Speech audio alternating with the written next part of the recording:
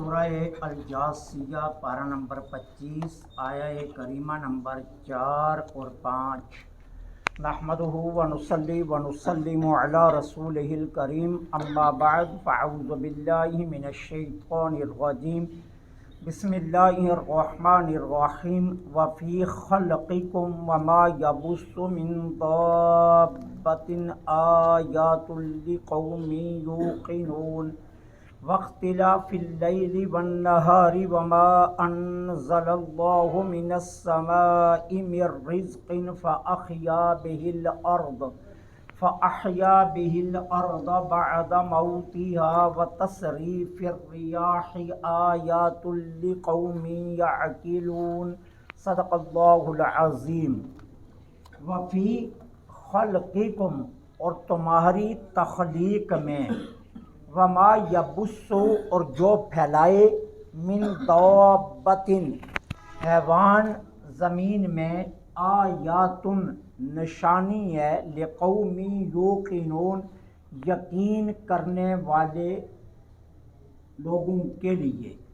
واختلاف اللیل والنہار، اور دن اور رات کے اختلاف میں، وما انزل اللہ من السماء من رزق، اور جو نازل کیا اللہ نے آسمان سے رزق، فأحیا به الارض، اور جو اس نے پانی سے زمین کو زندہ کیا، بعد موتها، اس کے مردہ ہونے کے بعد، وتصریف الریاح، اور ہواؤں کے چلنے میں، آیات، نشانی ہے، لقوم یعقلون، عقل اور فہم اور فراست رکھنے والے لوگوں کے لیے۔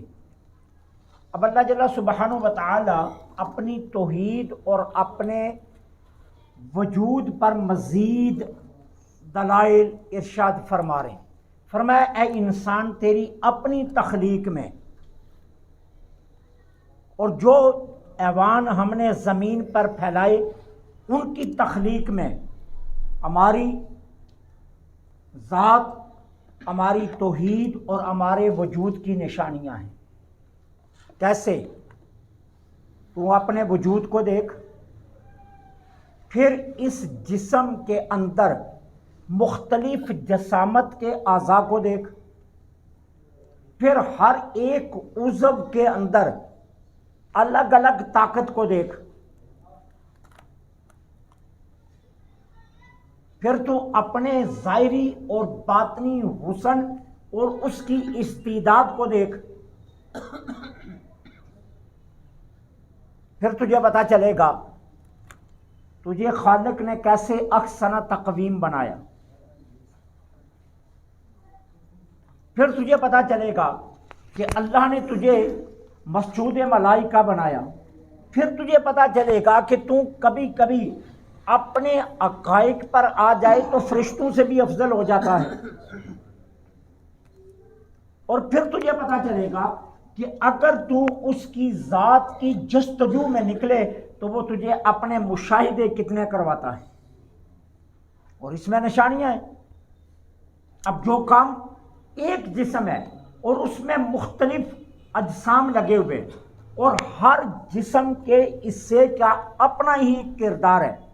جو کام ہاتھ کر سکتے ہیں وہ پاؤں نہیں کر سکتے، جو پاؤں کر سکتے ہیں وہ ہاتھ نہیں کر سکتے، جو کام زبان کر رہی ہے وہ ناک نہیں کر سکتا، جو ناک کر رہا ہے وہ زبان نہیں کر سکتی۔ تو یہ مختلف ایک جسم میں مختلف جسامت کے اعضاء اور ان کی مختلف قوت یہ گواہی دے رہی ہے کہ کوئی ہے جو ان کے اندر تصریف کر رہا ہے، طاقت دے رہا ہے، کوئی ہے کہ جس نے ان کے اندر تفریق پیدا کی ہے، اور وہی اللہ ہے۔ پھر دیکھ، تو بھی حیوان ہے اور حیوان بھی حیوان ہے، انسان اور حیوان ہے پہلے، پھر فرق کہاں سے شروع ہوتا ہے کہ انسان حیوان ناطق ہے اور دوسرے حیوان غیر ناطق ہے، کہ یہ بولنے والا حیوان ہے وہ بولتے نہیں ہیں، حالانکہ بولتے وہ بھی ہیں۔ یہاں بولنے سے مراد ہے کہ وہ کلام کرنا جس کا کوئی معنی اور مطلب ہو، جو سامنے والے کو سمجھ آئے۔ تو پھر انسان اور حیوان میں یہاں سے فرق شروع ہوتا ہے، ورنہ پہلے انسان اور حیوان سب حیوان ہیں۔ پھر تجھے یہاں سے فرق دے دیا.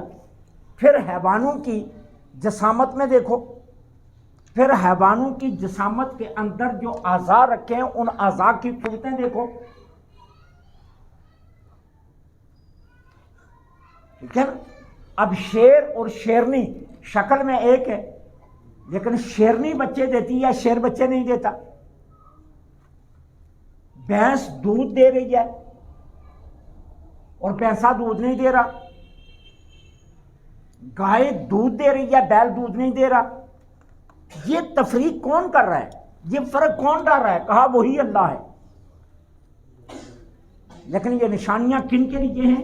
لِقَوْمٍ يُوقِنُونَ، جو یقین کے متلاشی ہیں ان کے لیے یہ نشانیاں، جو یقین کے طالب ہیں ان کے لیے یہ نشانیاں، جو یقین کی جستجو کرنے والے ان کے لیے یہ نشانیاں ہیں.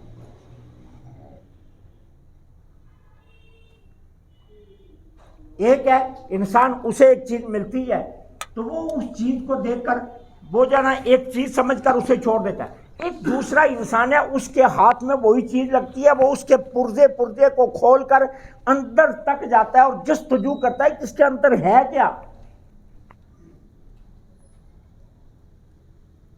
پھر وہ جستجو سے علم حاصل کرتا ہے اور یقین تک پہنچتا ہے کہ جی ہاں میں کہتا ہوں کہ اس کے اندر یہ چیز موجود ہے، اور دوسرا نہیں کہتا. تو یہ فرق ہے. کہا یہ ان کے لیے ہے جو یقین کے متلاشی ہوں، جو یقین کے طلبگار ہوں، ان کے لیے نشانیاں ہیں. اب یقین کا طلبگار کیا ہے؟ وہ اپنے وجود کا مطالعہ کرتا ہے، مطالعہ کر کے کہتا ہے یار میں بازو الانا چاہتا ہوں تو ہر رہا ہے. اچھا یہ طاقت کون دے رہا ہے؟ کوئی ہے نا، میری مرضی سے تو نہیں چل رہا. اب اگر میری مرضی سے چلتا ہوتا تو اگر مجھے فالج ہو جائے، میں مرضی کرنا چاہتا ہوں نہیں کر سکتا. مرضی تو میری ہے کہ میرا بازو یہاں تک جائے، لیکن فالج زدہ ہو کے نہیں جا رہا. تو اس کا مطلب ہے کہ پیچھے کوئی طاقت ہے نا. تو یہ طاقت بتا رہی ہے کہ وہ ایک اللہ ہے. اب یقین کا متلاشی، حق کا متلاشی، وہ اپنے وجود کا مطالعہ شروع کر دیتا ہے. وہ اپنے ہی وجود سے اپنے رب کو ڈھونڈ لیتا ہے کہ کوئی خالق ہے. ٹھیک ہے نا. وہ کہتے ہیں نا کہ کوئی ایک بادشاہ تھا تو وہ جنگل میں کہیں شکار کے پیچھے دور نکل گیا تنہا، اور اس کے مصاحبین پیچھے رہ گئے. اب شکار کے پیچھے بھاگتے بھاگتے ایک ایسی جگہ پر پہنچا جہاں تھک ہار کر بیٹھ گیا، اور اس کے مصاحبین بہت دور رہ گئے. اب اسے پیاس کی شدت لگی، جان نکلنے کے قریب آ گئی. اب تڑپنے لگا تو سامنے سے ایک درویش آ گیا. اس نے پہچان لیا. اس نے کہا بادشاہ سلامت، کیا بات ہے، کیوں ایڑیاں رگڑ رہے ہیں؟ کہا پیاس لگی ہے. اس نے کہا میرے پاس پانی ہے لیکن میں نے پانی قیمت سے دینا ہے. بادشاہ نے پوچھا کتنی قیمت؟ اس نے کہا تمہاری آدھی سلطنت. اب بادشاہ کی جان پر پڑی تھی. اس نے کہا لے لو جلدی کرو، پانی دو. اچھا اب اس نے پانی لے لی، پیا، اور پانی پی کر اس نے کہا آدھی سلطنت دے دی. اب اس نے کہا بادشاہ سلامت، اگر یہ پانی پسینے یا پیشاب کے ذریعے نہ نکلے تو پھر کیا کرو گے؟ اس نے کہا جو دینا پڑا میں اپنا علاج کرواؤں گا. تو اس نے کہا ٹھیک ہے، پھر کتنا دو گے؟ اس نے کہا مجھے سلطنت لگانی پڑی تو سلطنت لگا دوں گا. تو اس نے کہا بادشاہ سلامت، 2 گھونٹ پانی جس کی سلطنت کی قیمت ہے اس پر فخر کرتے پھرتے ہو، اور جس سلطنت کی قیمت 2 گھونٹ پانی ہے اس پر فخر کرتے پھرتے ہو بادشاہی پر. تو یہ کس کے لیے ہے؟ اب وہ چوٹ لگی تو بادشاہ کی دنیا سیدھی ہو گئی. تو یہ ہے عقل والوں کے لیے، حق کے متلاشیوں کے لیے. تو اس لیے کہا یہ یقین والوں کے لیے نشانیاں اس میں. پھر فرمایا ایک اور رنگ دیکھو، دن اور رات کے اختلاف میں بھی اللہ کی توحید اور اس کے وجود کی نشانیاں ہیں. کبھی دن لمبا اور رات چھوٹی، اور کبھی رات لمبی اور دن چھوٹا. یہ کون کر رہا ہے؟ اور بھئی کون ہے جو کر رہا ہے؟ کبھی دن کو چھوٹا کر دیتا ہے، رات کو لمبا کر دیتا ہے، کبھی رات کو لمبا کرتے چھوٹا کر دیتا ہے، دن کو لمبا کر دیتا ہے. کون ہے؟ تو کہا وہ اللہ ہے. یہ اس کے وجود پر دلیل ہے کہ وہ ایک ذات ہے جو اس نظام میں اپنی مرضی چلا رہی ہے۔ اب اگر تم تھکے ہوئے ہو، سارا دن کام کر کے آؤ اور تم گھر آؤ اور تم فیصلہ کرو یار آج میں بہت تھکیا ہوں اور رات ہے آج 6 گھنٹے کی، لیکن میں نے آج 10 گھنٹے کی رات بنانی ہے، چونکہ میں نے اٹھنا بھی صبح 4 بجے لازمی ہے، لیکن آج میں نے رات کو لمبا کر لینا ہے، تو کر سکو گے؟ نہیں کر سکو گے۔ تم ایک لمحہ بھی لمبا نہیں کر سکتے، ٹھیک ہے نا؟ کبھی آپ پر سحری کے وقت اٹھ کر تاخیر سے اٹھ جائیں اور آپ کا جی چاہے کہ یار آج میرے تہجد قضا ہو رہے ہیں تو میں نے آج ذرا رات کو لمبا کر کے اپنے تہجد پڑھ لوں، تو پڑھ لو گے؟ نہیں کر سکو۔ وہی ذات تو ہے نا جو کر رہی ہے، اور وہ ذات چاہے تو وہ رات کو جتنا مرضی لمبا کر لے، جتنا مرضی چھوٹا کر لے۔ یہ رات اور دن کے اختلاف میں اس کے وجود پر نشانی ہے۔ اور پھر فرمایا اور دیکھو وما انزل اللہ من السماء من رزق، وہ اللہ جو آسمان سے رزق نازل کرتا ہے اس میں بھی نشانیاں ہیں۔ کیسے؟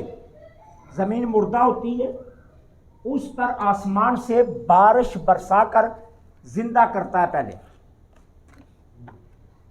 ٹھیک ہے؟ بنجر زمین پڑی ہوئی ہوتی ہے، اب بارش ہو گئی، کسانوں کا فکر ہوتی ہے بس کل ہل چلانا ہے، کل ٹریکٹر چلانا ہے، کیوں؟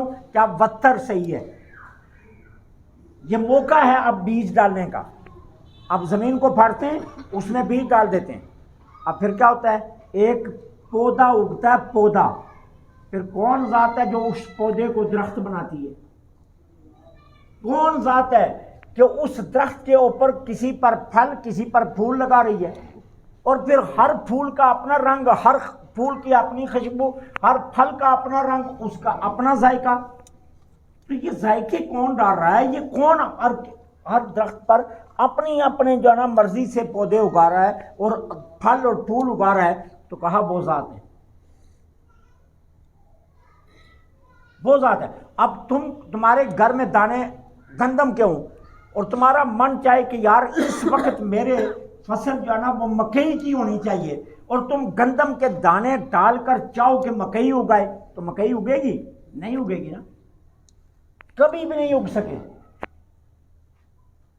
اس کا مطلب یہ ہے تمہارا تو کوئی اختیار نہیں ہے۔ اب تم نے گندم کے دانے ڈالے اور تم گھر آ کر لمبی تان کر سو گئے، تم نے ہل بھی چلایا، کھاد بھی ڈالی، پانی بھی لگایا، زمین کا وتر بھی صحیح کیا اور ساری چیزیں پوری کر دیں، لیکن اگر وہ مالک نہ چاہے تو تمہارا بیج اندر ہی اندر جل جائے، اور اگر وہ چاہے تو تم کچھ بھی نہ کرو پھر بھی سب کچھ ہو جائے۔ ہم نے ابھی تو کھاد آ گئی ہے نا، ہم نے اپنے بچپن میں دیکھا ہے، نہ پانی نہ کھاد نہ کوئی چیز، بس کسان ہل چلاتا اور اس کے بعد بیج ڈال کر آ کر لمبی تان کر سو جاتا، وہ مالک وہاں بھی فصل اگا دیتا، اس کی مرضی۔ کہا یہ اس کی مرضی ہے جو تمہیں آسمان سے رزق نازل کر رہا ہے، اس میں دیکھو تم۔